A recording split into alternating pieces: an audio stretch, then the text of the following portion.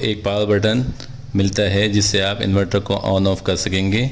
इसके बाद एक सीटी कनेक्शन पोर्ट मिलता है। सीटी के माने करंट ट्रांसफर के हैं, जो कि ऐसी डिवाइस है जिससे हम एसी वोल्टेज के किसी भी वायर पर लगाकर एक्चुअल करंट फ्लो और एम्पेयर चेक कर सकते हैं। ये डिवाइस आपने पुराने नेटवर्क्स 8 किलोवाट या 10 किलोवाट में देखा होगा जिसके साथ आती थी, अब वो दस्तयाब नहीं है। इसके बाद आपको अर्थिंग के लिए जगह दी गई है, जहाँ अर्थिंग की वायर लगाकर अपने इन्वर्टर को करंट से, अपने इन्वर्टर में जो करंट बॉडी में होता है उसको ख़त्म करने के लिए लगा सकते हैं। इसके साथ जो जगह है वो एसी इन की जगह है, जहां आप अपने वावडा की बिजली की वायर अटैच करेंगे।